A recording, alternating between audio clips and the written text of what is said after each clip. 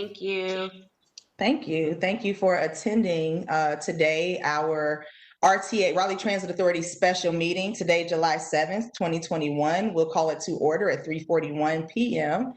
The General Assembly has approved the use of remote meetings during the statewide COVID-19 state of emergency pursuant to the Session Law 2020-3 NC GEN STAT, just STAT, excuse me, 166A-19.24. The remote meeting of the City Council and City Boards will be conducted in accordance with the provisions of that statute.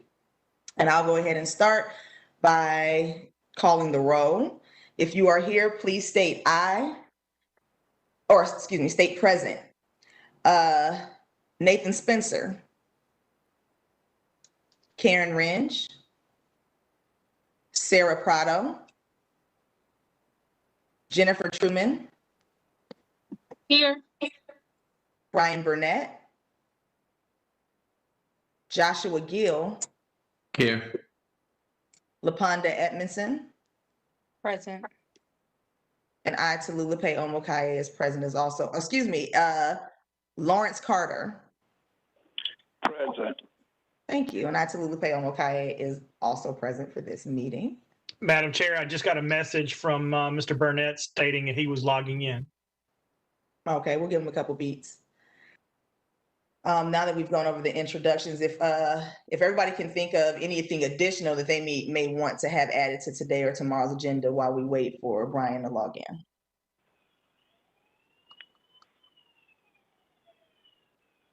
Madam Chair, as I stated, I have one staff item.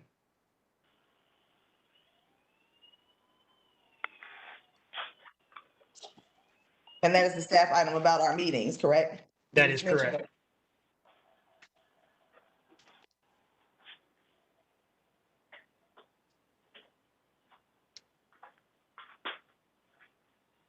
All right, well, let's go ahead and address that before we get involved too deep right after this.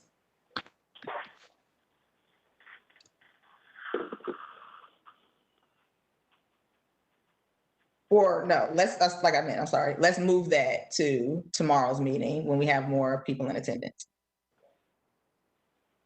Very good. We'll make note of that.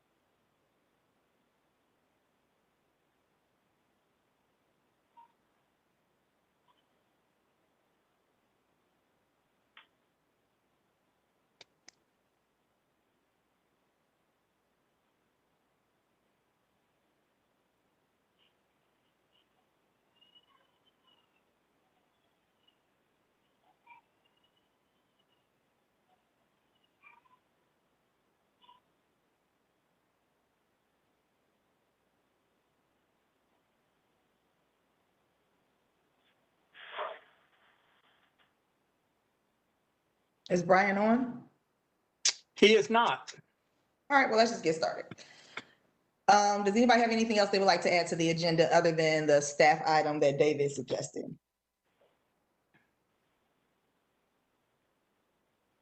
All right, so then it looks like the first item on our agenda is the board member subcommittee assignments.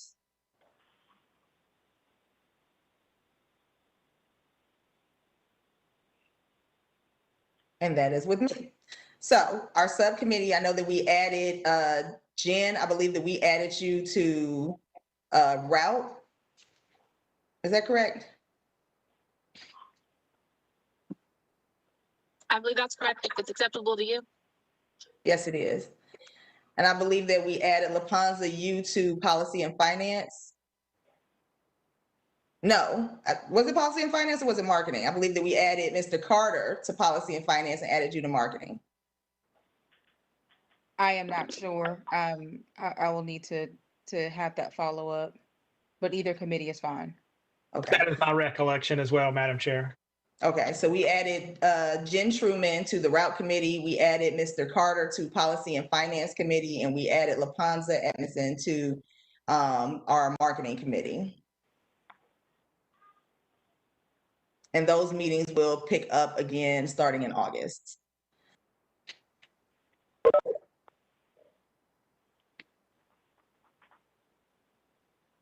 All right, it looks like item 2 is staff action items.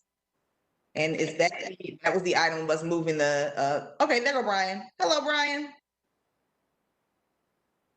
We can't hear you. Sorry, y'all. Sorry for the delay, little technology issues. Quite all right. Got it. All right, so the next item on the agenda is the Go Raleigh Procurement Manual. And that is with Siobhan Tucker.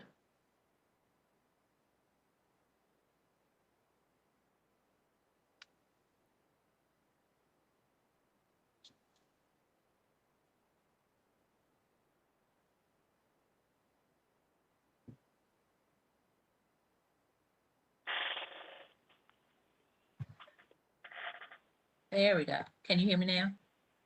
Okay, good. My name is Siobhan Tucker. I'm a senior fiscal analyst with the Transit Finance team. And today I will be presenting the Go Raleigh Procurement Manual. The manual was previously approved by the Finance and Policy Committee and is now being presented to the full board today for approval and adoption. So I will walk you through just a few slides. It's going to be very brief, and the actual manual is attached as a PDF in Board Docs in its entirety. So first slide, what is the purpose of the procurement manual? The manual is actually a federal requirement. Any organization that expends any federal dollars must have documented procurement procedures. And so for Go Raleigh, this manual fulfills that requirement. It also provides a framework to ensure that Go Raleigh adheres to all federal, state, and local regulations. And it also helps transit staff as we go through our day-to-day procurement activities. It serves as a guide and a reference to help make sure that all of our procurement activities are correct and that we have consistency across processes. Next slide, please. So there are several different sources that we use to compile the information in the manual. For one, we do use federal regulations, for example, the Federal Transit Administration, FTA, circulars, and also that from the Uniform Guidance, which is a more expansive grant regulation that applies to all grants management across the board. And I'll refer to Uniform Guidance a couple of additional times throughout the presentation. It's one of the main reasons for the update. A couple of years ago, the federal government rolled out a pretty expansive grant requirement update. And so we are updating the manual to include those changes. The manual also includes state and city of Raleigh requirements, and those are all listed on page 1 and Appendix H in the manual. Next slide, please. So the manual is about 70 to 80 pages, so it includes quite a bit of content. Some of the main sections or main topics that are covered are the following. Different types of procurement methods, prohibitions and restrictions, various types of contracts, the bid process, contract administration, remedies, bonding, specific grant requirements such as Buy America and domestic preference, and also subrecipient monitoring. Next slide, please. So some of the significant updates made to the manual: one, we updated our regulatory references and guiding documents list. Over the years, there have been new regulations. Also, some have been superseded. So we wanted to make sure that what we are referencing is correct and accurate. I also mentioned uniform guidance, some of the procurement thresholds as far as what we have to do at certain dollar amounts had changed. So those have been updated. And also various procurement methods according to uniform guidance have been updated as well. This is an internal document, so we definitely want to make sure that what is in the document really reflects the processes that we need to follow. And then we also added an additional detail, just beefing up some topics to make sure that it just really reflected what it is that we need to do on a day-to-day basis. Next slide, please. We also aligned the manual with the Enhanced Mobility 5310 Program Management Plan, PMP, that also comes before the board to make sure that we had consistency in both places. Next slide, please. And so as I mentioned today, the requested action is to approve and adopt the manual. Are there any questions?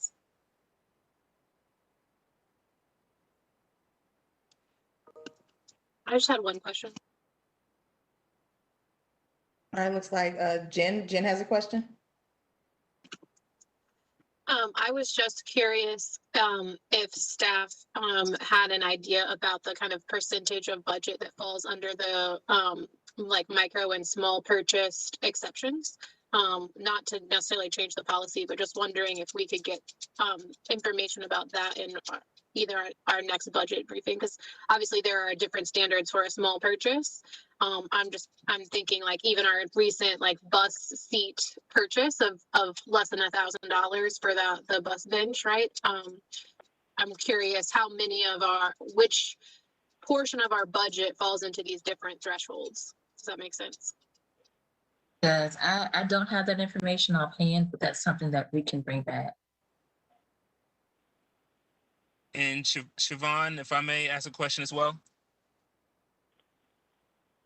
Great work on this. I wanted to know, and maybe it was something to handle offline, but is there a section in the procurement manual that refers to MWBE, business selection or processes, or is that something that's already been worked, where the kinks have already been worked out on? I did look at that before this meeting because I remember that question came up last time, I think by Mr. Spencer. When I did a search through the document, we do reference DBE about 15 or 16 different times in various sections of the manual. One thing to note too is that this is a working document. So even at this point, we're already thinking ahead about how we can further improve the document. And one area that we have talked about is going further into MWBE and DBE requirements. Okay, sounds good. And were there any specific like concerns or comments about it, or was it just you guys are just gonna work on just deepening or I guess beefing up that documentation? Yeah, just beefing up the documentation and I guess kind of being more proactive about questions that staff has and kind of documenting that so that as we have staff turnover and additional staff, some of those questions are already documented in the manual. Okay, I would love to just make a small request when you all are working through that, if there could just be some type of checks and balances system or some type of like monitoring mechanism to make sure that whatever thresholds that are set are actively, tracked. Obviously we have to inspect in order to expect. So I just wanted to make that recommendation if you would. Madam Chair, Yes. if I could, I was just going to add a quick bit of information as well. We do have a formal DBE program. Our federal funds, instead of falling under the city's MWBE program, fall under our Disadvantaged Business Enterprise program. NCDOT for the state of North Carolina acts as the clearinghouse for all certified DBEs.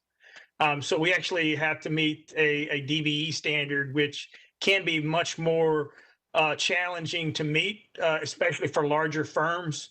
But it does very successfully foster small business. And so the DBE program, we do follow that federal program, and we are required to report out every 6 months on our progress towards our annual goal. So our annual goal really depends on the amount of federal funds that we may have projected. But that is something that the procurement manual would really tie to that overall DBE program and program goal. So just letting you know that is a part of our processes as well. And David, to that point, has the progress towards that goal, how is that? I know it's been tracked. How is that tracking going? And are there any initiatives to improve that if it's really not been effective, or you guys feel like it needs to be updated? Our annual goal, and I'm going off memory here, so if this is off by a couple of percent, I can certainly correct it later. But our annual DBE goal is about, I think it's 13%.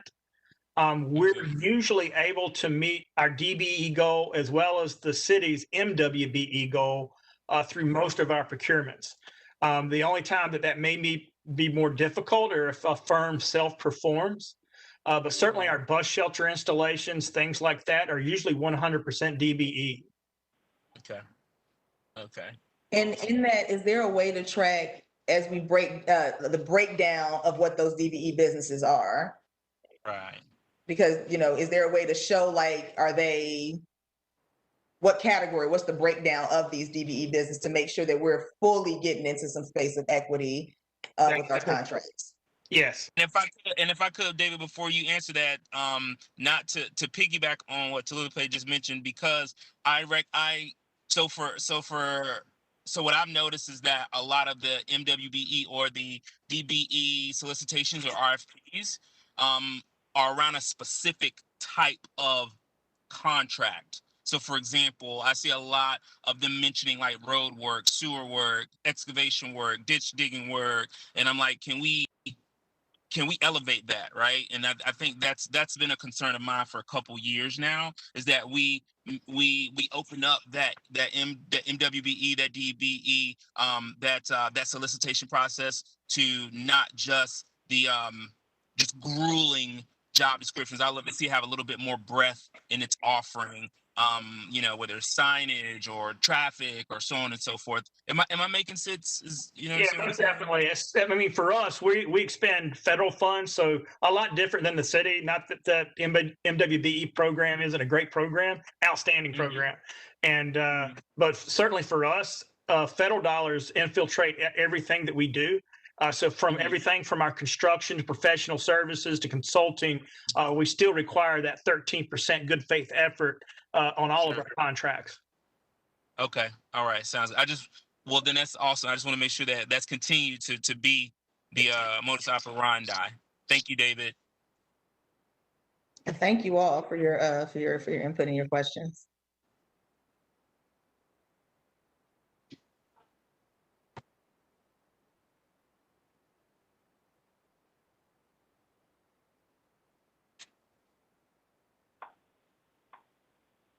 David, question. Sorry, what is our annual goal, or what could I find the annual goal for the MWBE from the city and the DBE for the federal? So certainly, I can send you a link to the city's website, and our website should also have that information. So thank you, sir. Either way, we'll make sure that you get that. Thank you.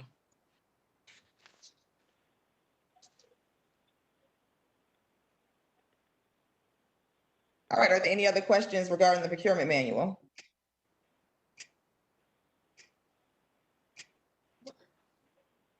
All right, moving on to the next item on the agenda, the transit. Madam Chair, I'm sorry. Were you going to hold this for adoption at the full board meeting tomorrow, or was there a pleasure of the board today? Well, I feel like to those that are on the meeting now, I know that Joshua won't be able to make the meeting tomorrow, but how many of us, Brian, Jen, LaPonza, are able to make tomorrow's meeting as well? Let's see here. I'll make it work. Okay, because I know that Nathan will be on that call, and I believe Karen was available. Am I correct, David? That is what she stated. That is correct. She would be available tomorrow. All right, we'll have a little more people tomorrow. So I would rather we hold off on making any votes and until then. Cool.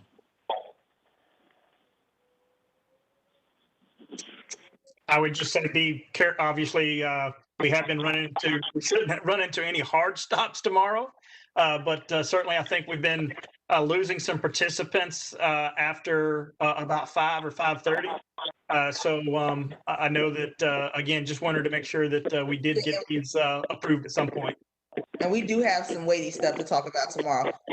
Let's just go ahead and vote on it now. Let's vote on procurement manual now. And then the transit safety, let's vote on the action items that we need to vote on today so that we can get into the meatier stuff tomorrow. All right, so we're going to go ahead and vote on would anybody like to make a motion to approve the procurement manual? Joshua Gill makes a motion to approve. All right, thank you, Joshua. Is there a second? This is LaPonda. I'll second that. All right, so we do have quorum if Mr. Carter is going to vote as well. Is that correct, David?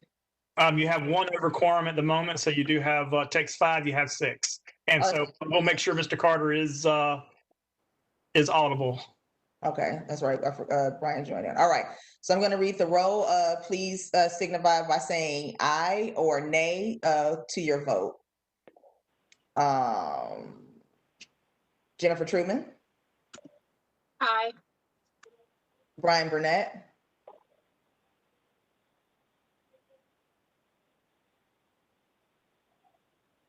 Aye. Excuse me. Just making Okay. notes. Joshua Gill. Aye. LaPonza Edmondson. Aye. Lawrence Carter. Aye. And I vote aye as well to Lupe Omokaya. So it's been approved and seconded, and the motion has passed to approve the Go Raleigh procurement manual. All right, the next item on our agenda is the the transit agency safety plan.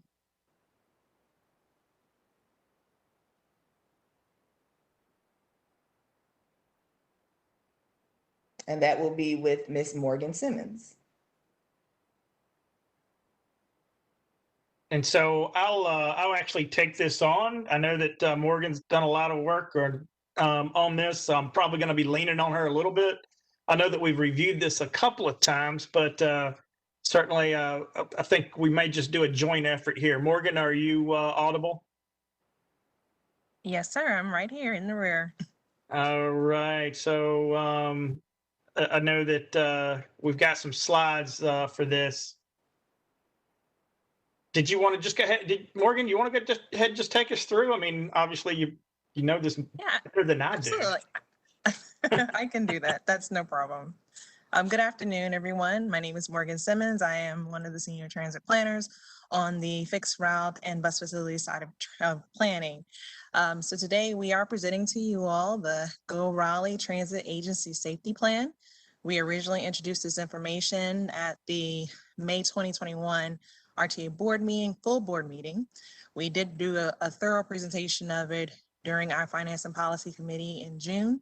Didn't get an opportunity to go to the full board at that time, but we are bringing it back in the hopes that we can have this item approved. Next slide. So just a quick reminder about just what the safety plan is, what it all entails.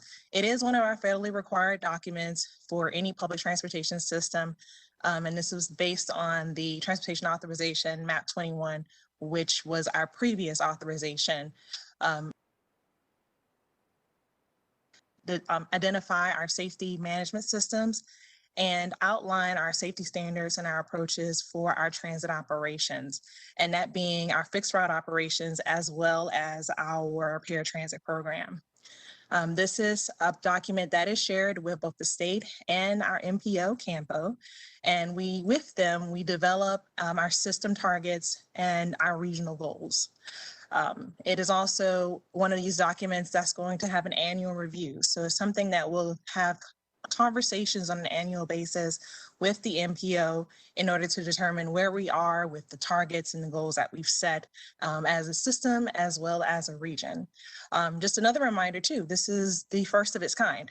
So this is a brand new type of document, even though as a system and as all public transportation systems throughout the United States, we all have safety management standards and policies, but this is the first of its kind that the FTA is requiring kind of this sort of document and having these sort of goals and targets set from a regional perspective. Next slide. So this is just a quick little a snapshot of how we got here from a regulatory standpoint. This particular regulation was published in 2018. The actual rule itself was published a little bit later in 2019. And around that time, we started getting a lot more feedback on, what the plan should look like, templates of how we should be developing it. And also around that time too, the MPO was meeting with all the transit partners throughout the region in order to determine what type of data we needed to collect, what was the threshold we wanted to set, that sort of thing. Because keep in mind, this is the first of its kind, so we're having to set kind of a baseline for what these targets and goals should look like. Then, of course, COVID happened. And so that happened in 2020. And as a result of that, our original deadline, which was in July 2020, got extended to December 2020. It got extended again to July of this year in order to give the transit systems a little bit more opportunity and time to develop these plans, because the feds understood exactly what everyone was going through with the pandemic. So here we are. So just to kind of give you an understanding of perhaps why we have the data that we have within this document, because it is from a threshold of 2015 to 2019, especially considering that we're adopting it now. So just kind of giving you a heads up on that. Next slide. So a part of the safety plan are various components where we outline our processes and procedures with our safety system program, and from a management policy, the risk management section, our safety assurance, and safety promotion. How do we promote safety from an operational staff perspective? Within it, we're also putting in our performance targets, and those are performance targets that are based on the data that we have within our system, but also from a regional perspective. And then last but not least, it kind of talks about, our overall annual reviews, what that will look like. And so we include that information in there as well. Next slide. And this was something that was brought up during our last conversations. There was a question about what exactly are the metrics and measures that we will be tracking from here on out and having these annual conversations with the MPO. So the next two slides are talking just about that. So within our safety performance measures and metrics, and this is including customers, employees, and the public, it measures four specific measures. Well, it measures four specific things, excuse me. Fatalities. So of course, fatalities are based on mode as well as by revenue miles by mode. Because just a reminder, this is not just for our fixed route side, but it's also for our paratransit program as well. And there's no better target than 0 with that. So we're definitely meeting that, of course. Injuries. It's focusing on all the reportable injuries and looking at it not only just as a solid number, but just by revenue miles as well. And so we are, we're setting that baseline for where we want to be from here on out based on the 2015, 2019 data that's been collected. So that's the information you see here for both the fixed route and the paratransit program. Next slide. Safety events. So safety events includes any and everything that could happen, whether it be a fatality, whether it be a minor injury or major injury, all things that happened during the 2015 to 2019 time period. And so you have the safety incident number, the solid number itself. Then you also have it's based off of revenue miles. So that information is provided here for the fixed route and the paratransit program. And last but not least, you have your system reliability measure. And that is the number of major mechanical failures between number of revenue miles between major mechanical failures. And so since our 2015-2019 timeframe, we've only had about 4. And talking about a major mechanical failure, that's something that requires a tow, that has at least like a $40,000 cost, or is taking that particular operation out of operation, or the bus out of operation for 45 days or more. So we've only had 4 during that 2015-2019 timeframe. And of course, that's we divide our revenue miles based on that. Next slide. So we are asking today for approval. This, like I mentioned, we've had a couple conversations about this document. And so we are hoping that just the debrief today and also the information that's in the memo could allow for us to be able to move forward in approving this document. Once it is approved by your body, we'll be able to get it certified through the MPO, because it does have an impact on our ability to move forward with our funding and all those sorts of things. So we want to always make sure that we're in compliance. But I am open to any questions that you may have. Hey, Morgan, I would also just add that, as you stated earlier, and did a great job, this is kind of our baseline. This is our first crack at this. So as we develop our regional standards, and that's what those MPO standards that you saw were, this is our baseline, our starting point. Doesn't mean that we can't improve and that those can't come down or be readjusted because we have such large growth.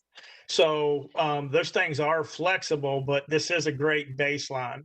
I would also say that the mechanical failures one is a big category, because that considers major mechanical failures, as Morgan stated, that takes something out of service for a month and a half, or has a very large financial requirement to fix it.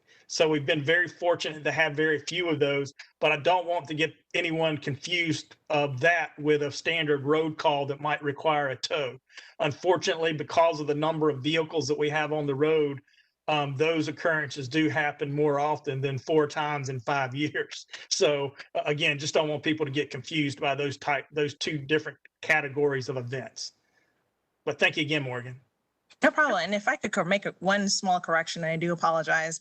I originally said that it's $40,000. It's actually $4,000 in repairs. And so like I mentioned, we've only had 4 of those major events to occur. And usually the type of major mechanical failures that we have deal with, like the engine, the transmission, those sort of things, just to kind of give you an example. Thank you very much for that presentation, Morgan. I do have a quick question. Has COVID, when we talk about safety, are we solely talking about operational safety of our buses, or are we talking about safety in totality? And if we are, other than the postponement, how has COVID impacted the procedures of the safety plan? Well, sorry, go ahead. I can jump in on that. I was just going to say that certainly from a procedure standpoint, that COVID has impacted, greatly what we do on a daily basis. Andrea sent out a memo earlier today with kind of an overview of how we got into COVID, what was being done, and then what ongoing measures are still being taken. So I would say from procedurally, very much so. From something that can be tracked, we can track COVID and how that has impacted us from, certainly from a health and safety standpoint for employees, and to a lesser degree for the general public, because we don't know, all of those statistics of individuals that during COVID interacted on every Go Raleigh bus. But we did take all of the CDC precautions as well as our own precautions with no front door boarding, limited capacity on buses, which we, are still actually doing today. Most of the agencies in the Triangle have returned to full capacity. Not everyone has done full door or front door boarding. So we don't know all of those variables. I think the safety plan, though, is really honing in on those elements that are truly trackable. And some of the COVID events, unfortunately, aren't trackable, but certainly have impacted how we address safety on a daily basis. I hope that's somewhat helpful. That has been helpful. If any of that added to the safety plan, like since this is somewhat of a new normal, at this stage, just having some sort of footnotes in the event that that we maybe in another year, at the end of this year, have to re-quarantine. So, or have another wave or whatever of COVID, God forbid. Are any of those placed in the safety plan, just, covering some of the things that we've found relevant in the last couple of years? So certainly I would think of that as kind of like a continuation of operations plan that we are planning on working on in the future. We're actually following a very detailed and prescriptive federal, almost like template to produce this document. And Morgan, help me out there. I'm not sure it really didn't have those variables as what we were to report on or to provide to the MPO. Be them very important, not, granted. Correct. So it doesn't have those variables because, like I mentioned, this is a template that was developed in, originally 2018, 2019, prior to COVID. However, we do have in the appendix our emergency action plan that was that Raleigh was acting upon during this time. So if you would like us to add to an additional appendix, we definitely could create like that summary of information that Andrea sent out that kind of really specifically talks about some of the COVID items, but there are some items in that action plan that does speak to what was taking place during the pandemic. Thank you for the clarification. I personally think that just for us to have a well-rounded plan of safety, it should be, having everything added in the appendix, including, the frequency of that the buses were supposed to be clean, things of that nature, just, having it in paper so that we don't have to think about what we had to go back to. We kind of can march forward with the same thing or make adjustments going forward. I think would be a good idea. That's just my suggestion. We can certainly make sure that that's included. All right, thank you. And as Morgan stated, it is there, but we can make sure that that's beefed up as appropriate. Okay, now, honestly, I would like for this to be postponed, our vote on this one until tomorrow, when Nathan and Karen and everyone else is also able to be here, because those would be two of the other seasoned board members, and they may have input on this plan that I think would be helpful. And we can add that to the beginning of the agenda, because I think the agenda for today and tomorrow are the same, and tomorrow's just what we don't get through today is a large portion of it. So we can add this to the beginning of the agenda tomorrow to vote on it then. Madam Chair, Yes. I had a couple questions, and I don't know if you'd prefer those to happen now or tomorrow based on what you just said. So just if it's possible to ask them now, I can. Well, yeah, I mean, you can definitely get your questions answered now, and then if you feel like they'll add more color, you can either speak on the answers or ask them again tomorrow. Okay, thank you. I really appreciated reading through this whole safety plan and understanding that it's a lot of work. So thank you guys as staff for doing that. And I think a lot of the questions that we've had around performance metrics and the management company and the RFP are related to a lot of what's in this safety plan. So I also appreciate the chair's suggestion that we talk about this more in depth tomorrow. But I was curious, and my question essentially is if we could walk through how a safety report, so I know that there's the reporting process like around page 20. If an employee reports a safety issue or if an injury occurs, there's different report processes, but I'm curious not how that part of the process works, but how we get this quantifiable performance metrics back up to us as the transit authority. So are these processes managed by the management company? Are they managed by Go Raleigh staff? What is the period of reporting those metrics back to staff and then back to the RTA? Can we talk a little bit about the overseeing of the safety plan? So I know that's like a broad question, but I can make it specific if you need, but I think you know where I'm headed. Yeah. So do you want me to jump in? That's fine. Okay. Well, so one thing that the MPO does is, well, for one, the oversight of the actual processes would be the management company. However, one thing that we do with the MPO is we have not only just that annual review to determine where we are with the targets that we've set, but also developing the targets that we anticipate for the next fiscal year. We also are doing kind of like a middle of the year check-in. And so because of that, staff would be working with the management company in order to collect that information and see how we are, whether we're progressing or whether we're moving in another direction that we don't want to be moving in. So I think that would be that would be kind of the process where the management company themselves are a part of because if you think about with some of the policies and processes, they're the ones on the ground, they're the ones actually doing this type of reporting. So they would be responsible for actually implementing these actions, but it would be staff that they would be reporting this information to and having those conversations with. And even though it's only something that's required, I would say, twice a year, I think that as staff, we probably, since it's something pretty new and just to kind of get our bearings, we probably would do it almost quarterly just to be on the safe side and just to kind of see where we are with that process. But overall, it would start with the management company and then of course be reported to us. Now, as far as it being reported to the RTA, I'll lean to David on that one if this is something that is reported annually or something along those lines, or that may be something that had to be decided.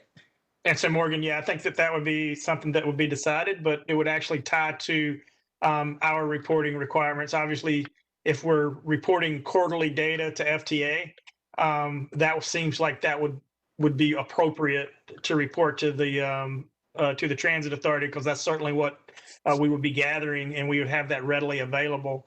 If it's something that we're reporting monthly to the FTA, then by all means, we could report that as well. We have our performance reports already that we provide to the Transit Authority. So we could, that could be an item that could be added monthly. As far as our reporting to FTA, Morgan, I know that we certainly do our annual check with the MPO, but once we develop the plan, I think that plan really is up to us, and then that's reviewed every 3 years through triennial review. That is correct. And just like this is such a brand new process with FTA, a lot of things haven't been cleared with them either, because if you all are familiar with our transit asset management plan and that we produced that in 2018 and RTA approved it in 2019, there still have not been a lot of clarity on what exactly the reporting is of that, but we do the work because we know that at some point FTA will come down and ask the question, and we want to always be ready for triennials and different things like that. But there still hasn't been a lot of clarity on as far as what they're utilizing the data for. So we are just trying to make sure we are equipped always to, if there are any questions that come about from our federal partners outside of our triennial, outside of any of the annual work that we're doing with the MPO, that we're ready. Thanks. I appreciate that and for your understanding of my question. And I, at least in my opinion, it would be beneficial to receive regular reports to this body because it helps us to have the data and the statistics when we're understanding or receiving public comments or other things like that.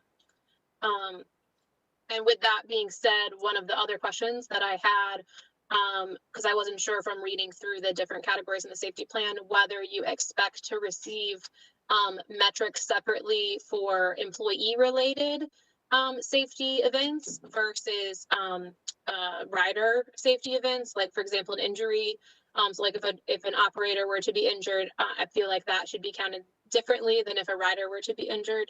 And obviously there's a lot of nuance there, but I'm just curious if the reporting measures that are in place actually allow for that to happen.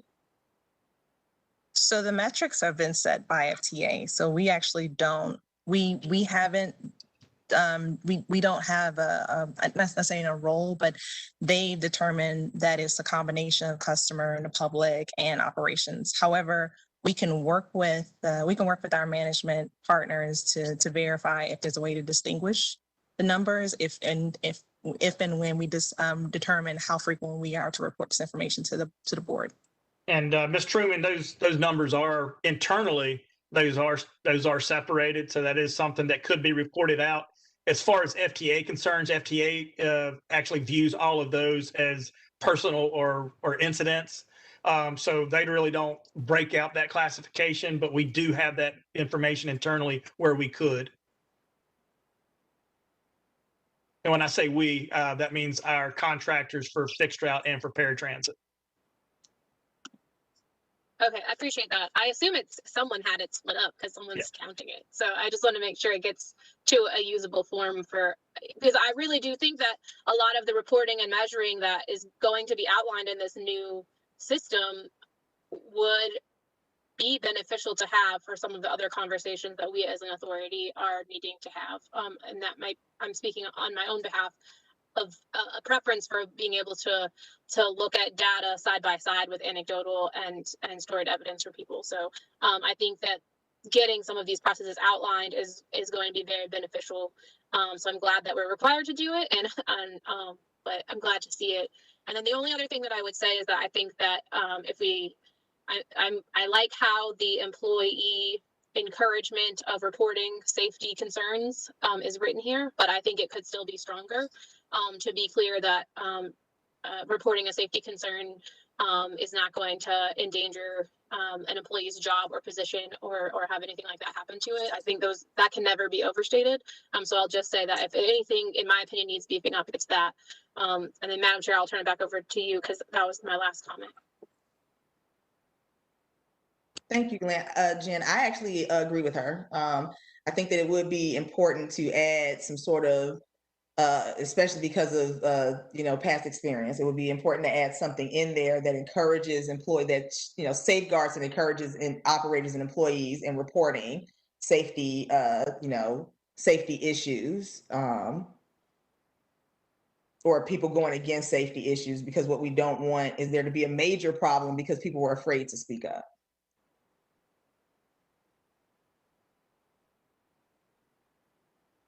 So thank you for that, Jen. And thank you, Morgan. Are there any other questions regarding the safety plan?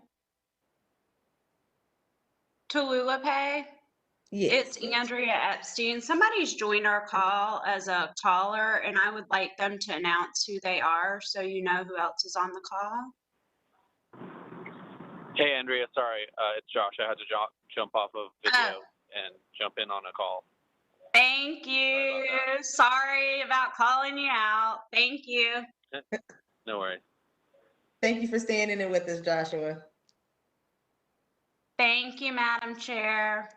No problem at all. All right, the next item on the agenda is, and we're going to hold off voting on this until tomorrow when we have our some of the other members on the call. Okay, so the R-Line return to service is the next item on the agenda.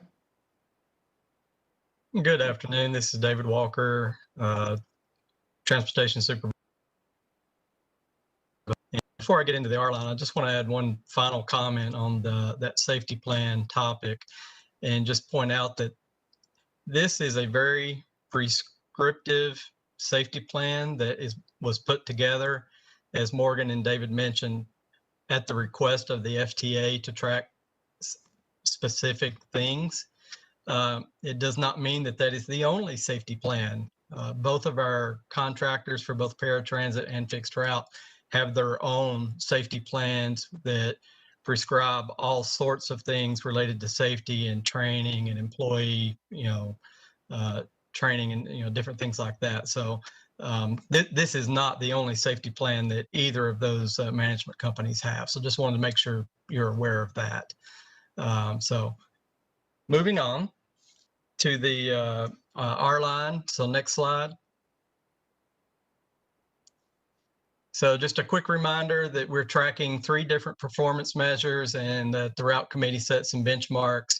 Those measures are the parking deck occupancy downtown, average daily pedestrian counts in the downtown area, and downtown food and beverage sales. The last 2 are being tracked by the Downtown Raleigh Alliance. Benchmarks were set at 65% for the 2 from the DRA, and the parking deck occupancy benchmark was set at 60%. And next slide, we'll talk about the 3 individual measures. As you can see on this slide, the downtown parking is slowly climbing. Last month, it got back to 21% capacity, but still well below the pre-COVID numbers and well below the 60% benchmark that was set by the route committee. The next slide shows the, let's see, I can't see which one that is. That traffic, I believe that's the pedestrian traffic. And this one did meet the benchmark this month. So this is the first month that this metric met the benchmark. So that's good news. It is at 67% of the pre-COVID traffic from 2019. And as you're aware, the requirement for the R line to return was to have 2 of the 3 benchmarks met for 2 consecutive months. So this is the first metric that has met its benchmark. And the next slide shows the food and beverage sales, again, as tracked by the Downtown Raleigh Alliance. And this one too met the 60% or the 65% benchmark. So this food and beverage sales were almost identical last month that has been reported to the pre-COVID numbers. So next slide, just talk about a few bullet points.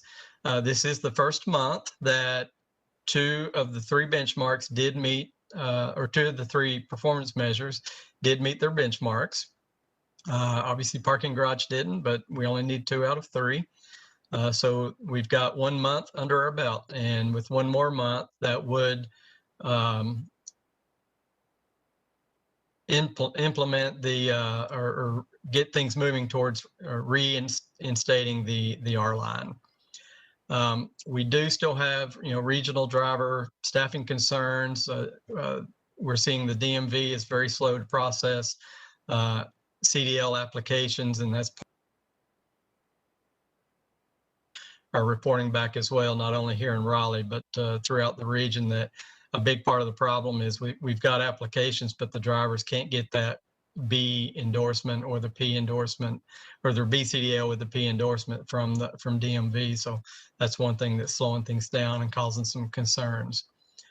So as we move into next month, and with the good numbers that we saw this month, we're thinking we may have both 2 out of the 3 benchmarks met again next month. One thing that we want to at least start considering is if we do bring back the R line after next month, assuming the 2 benchmarks are met, that we think about potentially bringing the R line back at a reduced level of service to assist with our potential driver staffing concerns. So we'll bring that conversation to route committee next month. Next slide is part of the reason for this being an action item this month is we have received a request from the Raleigh Convention and Visitors Bureau to operate the R line for some special events. And the first one is coming up actually at the end of this month. GalaxyCon is typically a huge event. It brings thousands and thousands of people to downtown. And those folks are typically used to having the R line available to them. So the Convention Center and Visitors Bureau has made a special request for not only GalaxyCon, but for the IBMA later in September, late September, early October, to be able to, for them to promote for those 2 events that the R line would be operating, even though we may not be operating it fully otherwise. So we wanted to bring that up for conversation today. And if you go to the next slide, I think we've got an action request or a recommendation by staff for a vote to approve staff to be able to operate in connection with the operations folks to operate the R line during the 2 identified special events, and to give staff authority to work closely with the Convention Center and Visitors Bureau and Go Raleigh if other special events were identified and R line service was requested. So with that, I'm happy to answer any questions. Thank you for that, David. Are there any questions from the authority on the R line? I have a quick question. Do they know what their attendance would be for GalaxyCon and IBMA? I actually tried to look that up before the meeting, and for some reason I was not able to get to the applications for those events. It is available, and I can try to dig for that and bring it back tomorrow if you would like. But I know the IBMA is one of the biggest events that happens in downtown Raleigh. If you look at past attendance, GalaxyCon is one of the bigger ones, but it's not anywhere near as big as the IBMA. I And think they have, like tens of thousands for IBMA, and I'm thinking, probably a little less than 10,000 for GalaxyCon, but probably close to that number. And with us, since we still have suspended fares, is there other buses options that they can ride without us reactivating the R line? Well, we certainly have bus service all over and throughout, the downtown area, but there's not any that provide that consistent service, throughout the day on a specific route that somebody from out of town, would likely feel comfortable jumping on to use for transportation. If you've got one service that is, says it's going to do this and it's going to do this for, between these hours, if I was from out of town, I'd feel comfortable, but I wouldn't want to try to piece together a trip to get from one side of downtown to the other side of downtown if I were a visitor. Okay. Are there any other questions? I just had a quick one. Yes, Jen. If I remember correctly, I think we budgeted to be able to reinstate the R line entirely. So I'm assuming that there wouldn't be a budget issue to do these two events. I couldn't hear I couldn't hear the first part of the question. Sorry. Oh, sorry. Is this better? Yeah, a little. If I remember correctly, we had enough budget to reinstate the R line whenever the metrics became true. So I'm assuming that there's no budget issue with reinstating it for these weekends. Right. We did not remove any of the budget for the R line. So it's, it's budgeted to operate, as normal. So we've got the funding. That's not an issue. David, do you foresee any constraints or concerns for something of this magnitude? I mean, obviously it's great for downtown. It's phenomenal for downtown small businesses, but do you foresee any constraints from either a personnel perspective or any concerns from a safety perspective from the drivers and so on and so forth, kind of coming out of the pandemic? No, we've been in pretty close communication with Go Raleigh, throughout, as soon as we started seeing some of these metrics starting to tick up, even though they weren't meeting the benchmarks yet, we started having those conversations to sort of have them be prepared and looking forward to when those dates may be. Staffing wise, these requests are for the weekends, which is typically when we don't need quite as many drivers as we do through the week. So you've got more opportunities for folks to volunteer and sign up for that overtime that everybody likes to get occasionally. We're still using rear door only boarding, and we still have the front part of the bus blocked off. We've added the driver barrier. So we've still got a lot of protections in place to help protect our drivers. Awesome. So this is LaWanda. Yes. I did have a quick question. Just as you mentioned that this is going to be coming up in a couple weeks, or coming up in the near future, would there be enough time, I guess, on the marketing side also to kind of encourage people, let them know about the opportunity? We do move forward with allowing those to be a part of, using the R line service to get it to those events. Sure, we'll work with our communications and marketing staff. Primarily, I don't want to say that we don't want to market it to our local residents, because obviously we want everybody to ride when it's available. But that would be one of the downsides, I guess, to Brian's question is, bringing it back and then turning it back off, for when we have, special events like this. So the Convention Center and Visitors Bureau, we're going to market it not specifically for, but, on their websites for those events. And, so that those event goers for sure know that it's there and available, and then we can figure out the best way and the proper way to market it potentially, here in Raleigh for our own riders.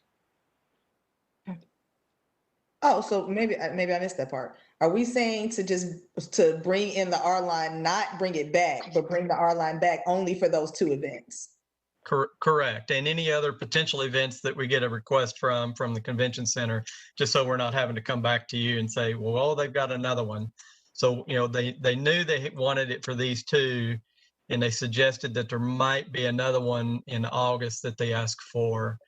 So rather than just, try to bring it back again in August, we just added that to say, if they come back and we feel like it's appropriate, that we would go ahead and try to operate it on those weekends. And it would be open to everyone, even though it's for those events. Correct. Yes. All right, sounds good to me. This sounds like something that we can vote on if there are no other questions. Yeah. All right, so would anybody like to make a motion? I'd motion for it. All right, we get a second? Josh Begill, second. All right, thank you. So it's been moved and properly seconded to reinstate the R line for special events for GalaxyCon and IBMA, just for those events, and turning the R line back off after those, and continuing our hold for that. All in favor, please signify by saying aye or nay to state your vote when you hear your name. Jennifer Truman. Aye. Brian Burnett. Aye. Joshua Gill. Aye. LaPonda Edmondson. Aye. Lawrence Carter. I abstain. All right, that's fair. And Tallulah Omokaye, I vote aye as well. So the motion has passed to reinstate the R line for these 2 special events. Thank you. And I apologize, I didn't mention this earlier, but I did have a conversation with the route chair ahead of this meeting, and he was supportive of this measure as well. So, okay. Thank you. Thank you. All right, so the next item on the agenda is the Section 5310 Enhanced Mobility Program update. Wait, oh no, there's nobody for public comments. So this, and it looks like we have just 3 other topics. And are we having any public comments for tomorrow's meeting? Do we have any public comments?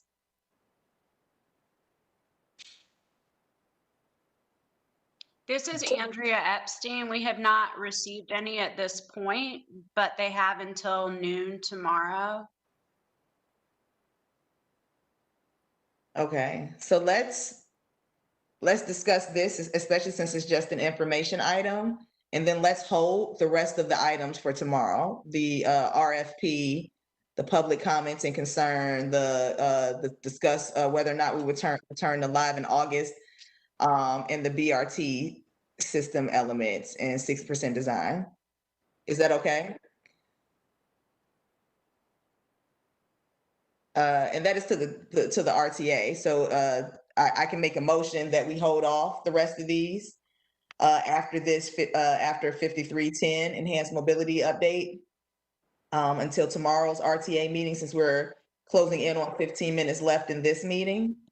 And we don't want to rush. And also that gives us an opportunity to have some of the other transit authority members that weren't able to make this call be able to give input, because it looks like the rest of these are definitely seriously important. And then we can just vote on the safety plan and the safety plan tomorrow. I motion to postpone it to tomorrow's meeting. All right. Do I have a second? This is LaPonda, I'll second. All right, I'll read the roll. We will continue again to do the 5310 today, and everything else will be held to tomorrow. Please signify by saying aye or nay to voice your decision. Jennifer Truman. Aye. Brian Burnett. Aye. Joshua Gill. Aye. LaPonda Edmondson. Aye. Lawrence Carter, Aye. and I, Tallulah Omokaye. So we'll jump into this last item, and then we'll conclude for the day and pick up tomorrow.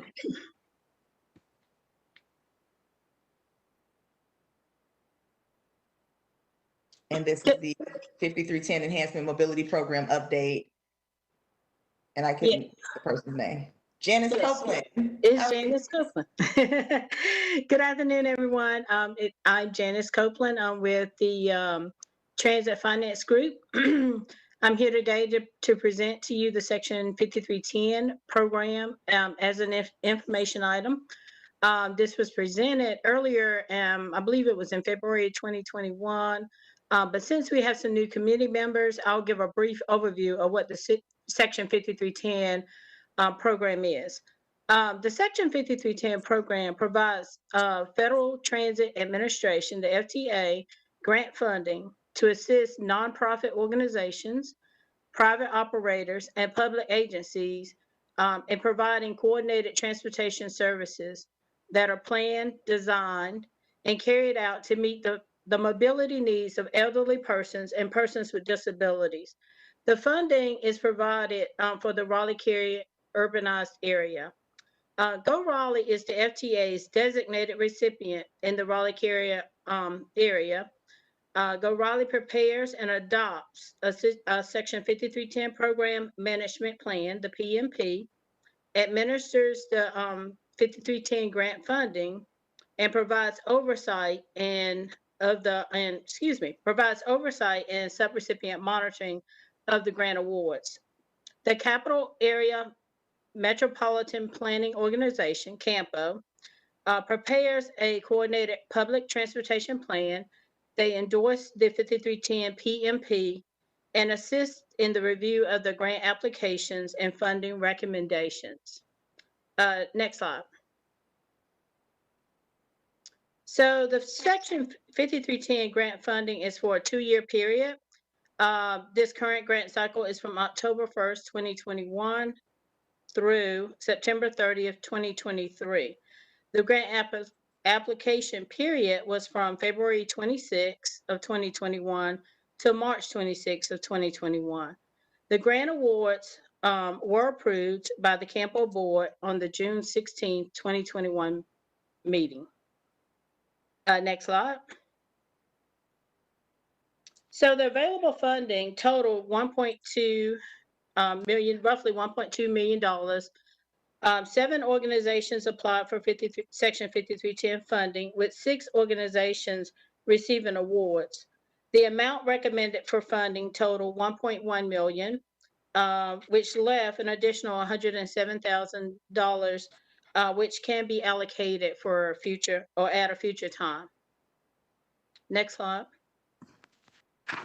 So what you see here is a list of the 6 organizations and the types of projects that were recommended for funding, along with the funding amounts. All 6 of these organizations received or were recommended for full funding. And once again, you know, the grants were approved by Campo at the June 16th meeting. There were a total of 7 applications and 6 were funded, and the 7th one was found to be ineligible. Next slide. And that was the end of my presentation. So if they're very quick and sweet, are there any questions? This is Tallulah. I have a question. How many of the people that were awarded these contracts were awarded them before? Are these new awardees, or are these renewed contracts? Majority of the awards were to current recipients. I think there were a total, like I said, of 7 applications, and of those, we had 1 new subrecipient. The other 6 were current subrecipients. Okay. And how many, if you happen to know, are like DBEs or MWBEs? I don't know that right off. I know it's a combination of, you know, some nonprofits as well as organizations, because the city is a direct designated recipient. we also have some subawards or sub-recipients that are like for Go Triangle and Wake County. Okay, thank you for that. Mhm. Does Are anybody, there any other- does anybody else have any questions?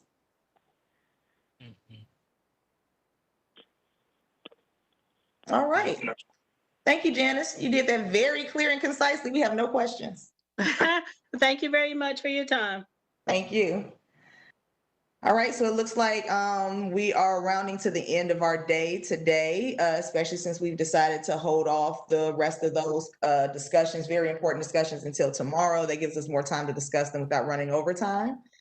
I want to thank everybody for their participation today. Are there any questions just in general before we close out, or any last minute comments, concerns?